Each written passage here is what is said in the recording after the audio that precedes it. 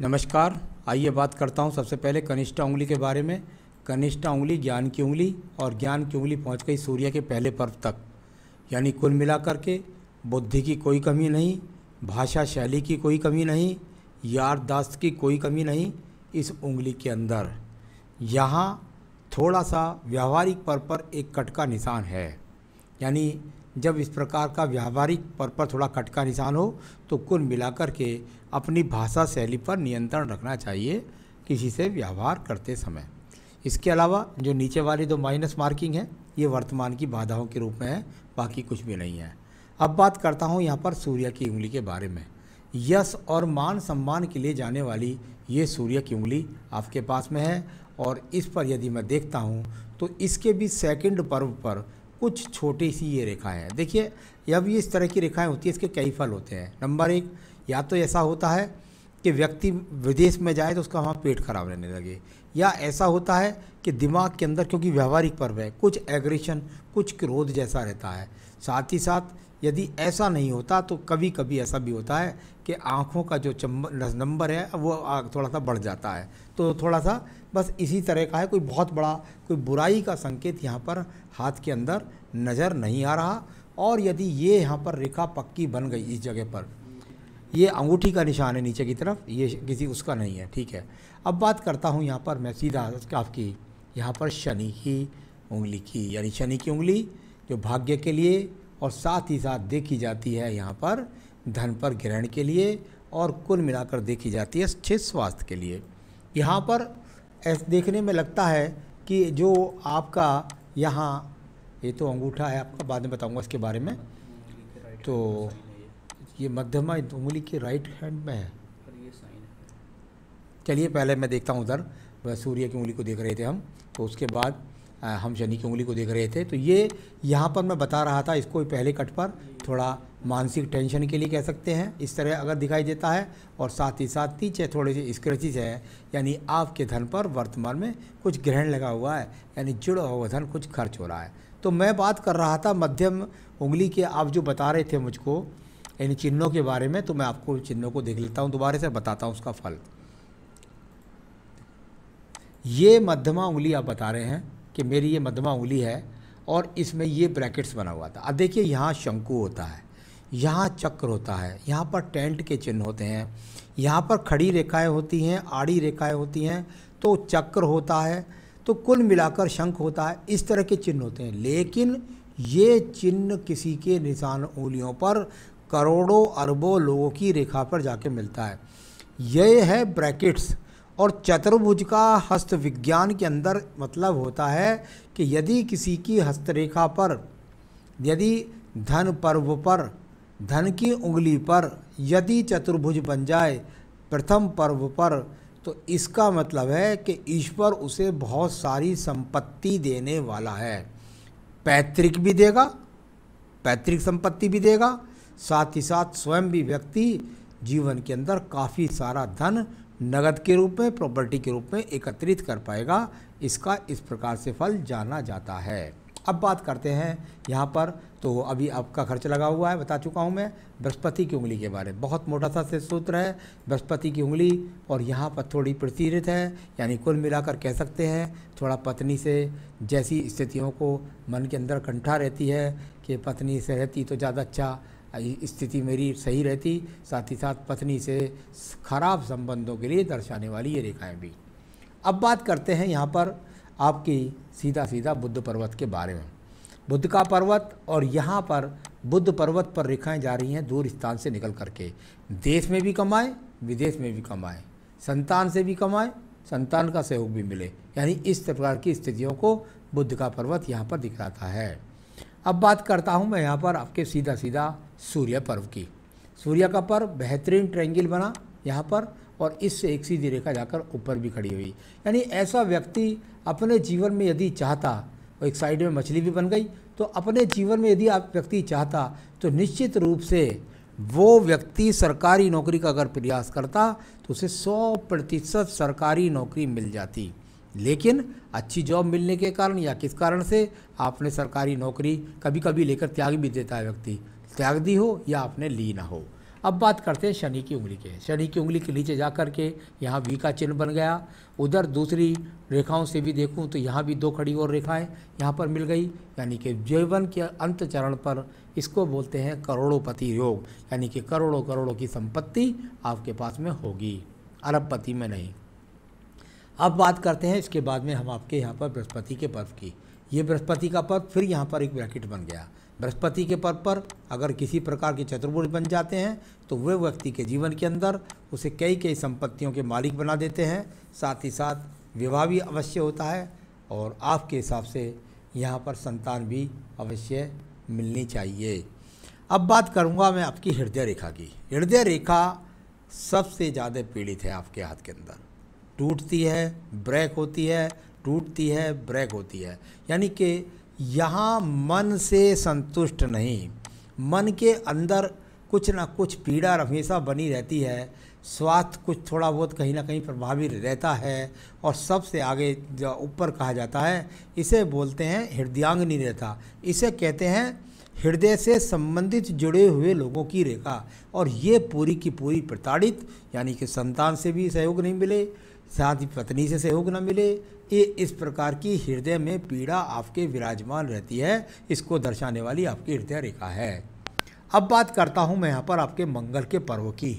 मंगल का पर्व और एक बहुत मोटी रेखा है, शनि पर्व से गुजर करके सीधा सूर्य पर और सूर्य पर्व से गुजर कर सीधा बुध पर्वत तक पहुँच गई, यानी कि अपनी ज़मीन से भी जुड़ें, विदेश में भी जाएं और क्या कमाएं, आखिर में पहुंच गई धन पर। तो यहाँ सभी स्रोतों से, देश से विदेश से जुड़ करके, और ऐसा नहीं मेहनत से, कर्म से, योजनाओं से, तो ये इस प्रकार का प्रथम मंगल पर्वत अच्छी तरह से अनुकूल है। अब बात करते हैं इसके बाद में हम आपकी सीधा बुद्धि रेखा के बारे में। बुद्धि रेखा आपकी अच्छी नहीं, मेरे हिसाब से मैं इसे अच्छी रेखा नहीं कहता। हाँ, ये शनि पर्व से जब निकलती है तो आदमी का ध्यान ज़्यादा धन की तरफ होता है, ये स्थिति यहाँ इस तरह से बोली जाती है। और यहाँ थोड़ा सा जा करके और फिर ये नीचे डाउन हो जाए तो ये अपने आप में थोड़ा ऐसा कह सकते हैं कि ऐसा व्यक्ति भावहीन हो जाता है, हृदयहीन हो जाता है, तो इस तरह का भी बोला जाता है। लेकिन जब बुद्धि रेखा पूरे हाथ की रेखा को पार करके पूरे अगले पर्व तक पहुँच जाए तो व्यक्ति दूर स्थानों से जुड़ करके धन कमाता है। अधिकतर जब मंगल पर्वत से तक पहुँचे तो व्यक्ति नौकरी से धन कमाता है। तो ऐसी स्थितियाँ यहाँ पर नज़र आ रही हैं। अब बात करते हैं हम आपके द्वितीय मंगल पर्वत की। अब तो दिग्गज मंगल पर्वत पर कोई झगड़े झंझट मुकदमे की स्थिति नज़र नहीं आ रही। बात करता हूँ चंद्र पर्वत की। चंद्र पर्वत से निकल कर के उच्च रेखाओं का संपर्क यहाँ से टूटे, थोड़ा सा सूर्य पर्वत से संबंध बनाए और थोड़ा सा यहाँ से नीचे से आपकी भाग्य रेखा के साथ, आपकी आयु रेखा के साथ संबंध बनाए। दूर स्थान से जुड़ कर के विदेश यात्राओं के लिए जो रेखा होती है वो आपके हाथ के अंदर है। चंद्र पर्वत की रेखा का भाग्य रेखा से संबंध, विदेशों से धन व्यक्ति कमाता है।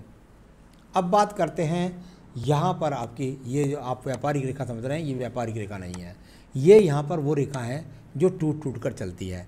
यानी ऐसा व्यक्ति अपनी बुद्धि के द्वारा अलग अलग स्थान से बीच बीच में ट्रांसफ़र या बीच बीच में परिवर्तन के द्वारा धन कमाता है, ऐसा इस रेखा का फल जाना जाता है। अब बात करता हूँ आपकी भाग्य रेखा की। जो मैंने पहले बोला, चंद्र पर्वत की रेखा का संबंध व्यक्ति दूर स्थान से, जन्म स्थान से, दूर स्थानों से जुड़ करके धन कमाता है। और आपके पहले जीवन में भी आप काफ़ी यात्राएं करते रहे होंगे और दूर दूर स्थानों से जुड़ करके धन कमाते रहे होंगे।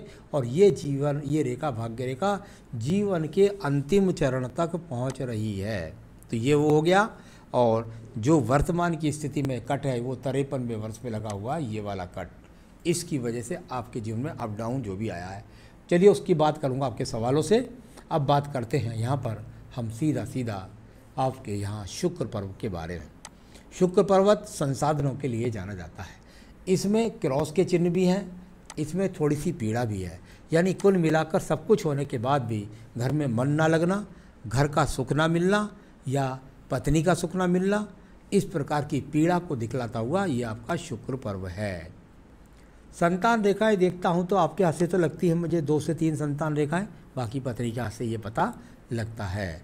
आपकी आयु रेखा की बात करता हूं, बहुत ही इसी तरीके से बहुत ही मजबूत तरीके से मणिबंध तक पहुंच गई। 78 वर्ष की आयु रेखा भी यहाँ वर्तमान में मौजूद है, आगे भी ये रेखाएं बढ़ती रहती हैं। तो चलिए, ये सब रेखाएं मैंने पर्वतें सब चीज़ें मैंने पढ़ी, अब बताने वाला हूँ आपके सवालों के जवाब। तो अभी फ़िलहाल इनकम आपका रुका हुआ है, अप्रैल से दिखाई भी दे रहा है। 53 वर्ष में लगभग 52.5 वर्ष में से वो राहु रेखा या 54 वर्ष के बीच में कट रही है, तो वो आपके वैसे रुका हुआ धन है आपका। और लॉकडाउन का भी पूरे देश में ही प्रभाव हुआ है, उसका भी कभी कभी कहते हैं ना, अभी मार केस आया है किसी का और मर गया कोई, तो इसमें क्या हुआ कि परमाणु बम तो भैया ऐसी चीज़ अगर डाल दोगे तो खामखा सारी दुनिया मर गई ना बिना मार केस के। तो ये वो मार केस आजकल आया हुआ है, हो सकता है इसका प्रभाव भी आप पर पड़ा हो, लेकिन आपके तो हाथ में लिखा था। तो ये इनकम अभी रुकी हुई है, पहले से कंपनी से सैलरी ठीक ठाक थी। तो जो भी आपने बताया वो सब चीज़ है, और इसके लिए आपका कंटिन्यूस कब हो जाएगा ये मैं बताने वाला हूँ आपको। अभी जहाँ विदेश का नाम लिया वहाँ पर हैं, और मार्च महीने से हैं, और आगे जॉब करूँ या व्यापार, बिल्कुल भी व्यापार ना करें। मेरी आपको सलाह है, बिल्कुल व्यापार ना करें, अभी नौकरी करें आप। और यहाँ भी है, अपने जीवन के अंदर आजकल देश काल पात्र बदल चुका है, अब पात्र और तरीके से अपनी ज़िंदगी जीता है। आप भी अपनी ज़िंदगी को जिस तरीके से जी रहे हैं उसमें कोई बुराई नहीं है। ये देश काल पात्र, ये स्थितियों के अनुरूप सब कुछ बदलता जा रहा है। अब जीवन लोग दूसरे तरीके से जीने लगे हैं, तो किसी के साथ रहिए, कैसे जिए, उसमें कोई दिक्कत नहीं है। तो चलिए, मैं बता रहा था अगले सवाल, जीवन में कुछ बहुत बड़ा कर पाऊंगा क्या, और धन कीर्ति के संबंध में बताएं। बिल्कुल निश्चित रूप से कर पाएंगे, और कितने समय से अभी आपका दोबारा से अच्छा स्थिति मजबूत हो जाएगी। अभी भी आपको मैं समझता हूँ लगभग ये साल लगभग बीत जाएगा, तभी कि उसके बाद आपकी जॉब की स्थिति धीरे धीरे मजबूत होनी शुरू होगी। बहुत अच्छी तो नहीं, बहुत अच्छी कब से होगी बता दूंगा आपको। आपने कहा मेरा सेटलमेंट विदेश में होगा या इंडिया में। आपका विदेश में दिखिएगा, आप इंडिया में सेटलमेंट नहीं होगा, और विदेश में ही आपका सेटलमेंट होगा, और वहीं आप अच्छी तरीके से अपना जीवन संपन्नता से बिता पाएंगे। मुझे तो विदेश में ही लगता है सारा। अभी जीवन में बहुत बड़ा कुछ करने की आरजू है, कर पाऊंगा, बिल्कुल निश्चित रूप से कर पाएंगे। आपके पास में किसी भी प्रकार की कोई कमी नहीं है, और बुद्धि की भी कोई कमी नहीं है। आप जब चाहे कर सकते हैं। तो अपने विचारधारा, अपने बुढ़ापे की सिक्योरिटी रख के कुछ भी करिए, कोई बड़ी बात नहीं है। ये तो आपकी सोच की बात है, बाकी सब कुछ आप कर सकते हैं। जीवन का अंत सुखी होगा, बिल्कुल निश्चित रूप से। कहीं भी आपको आयु रेखा प्रताड़ित नहीं, बुढ़ापा कहीं भी ऐसा नहीं लगता खराब होगा, भाग्य रेखा से भी नहीं लगता, बुद्धि रेखा से भी नहीं लगता। तो बुढ़ापा सुरक्षित है आपका पूरी तरीके से। बुढ़ापा जीवन सुखी है आपका, और बड़ा भी कर पाएंगे आप। तो अच्छा समय कब से होगा, चलिए मैं बताता हूँ आपका अच्छा समय कब से शुरू होगा। 2022 से आपके जीवन में ज़्यादा ऊंचाइयाँ प्राप्त मिलनी शुरू होंगी आपको, क्योंकि यहाँ थोड़ा सा प्रताड़ना है, सूर्य पर भी थोड़ी प्रताड़ना है। तो कुल मिलाकर 2022 के बाद अच्छी स्थिति आएगी। क्या करें आप, आपने मूंगा पहन रखा है, वो कोई ज़्यादा विशेष फ़ायदा नहीं है, बस सिर्फ आपकी स्थिति को मानसिक रूप से मजबूत रखता है। पहने रखिए, कोई दिक्कत नहीं है। आपका रत्न बनता है बेहतरीन पुखराज। देखिए, आप बेहतरीन पुखराज पहनेंगे, आप बड़ा दुनिया में कर भी पाएंगे, आपका नाम प्रसिद्धि भी बढ़ेगी, आपके धन के आवक भी बढ़ेगी, आपकी मानसिक संतुष्टि भी बढ़ेगी। इसके लिए आप बेहतरीन सा पुखराज इस उंगली के अंदर पहनिएगा, और ये आपको जो है बहुत बढ़िया पहनना है। तो आपको मैं इसको दिखला भी सकता हूँ, और आप कहें तो मैं रिंग बनाकर आपके स्थान तक पहुँचा भी सकता हूँ। सैंपल देख लीजिएगा मुझसे, आप कहेंगे तो मैं पहुँचा दूँगा। साथ ही साथ पूजा में अगर आप पूजा करें तो बजरंगबली की, हनुमान जी की पूजा जोड़ लीजिए, और एक रुद्राष्टकम शिव जी का पाठ, बस इसको करिए। ये पूजा करनी है, और आप अपने जीवन में सुखी रहें, उन्नति करते रहें, यही मेरी शुभकामनाएं। नमस्कार।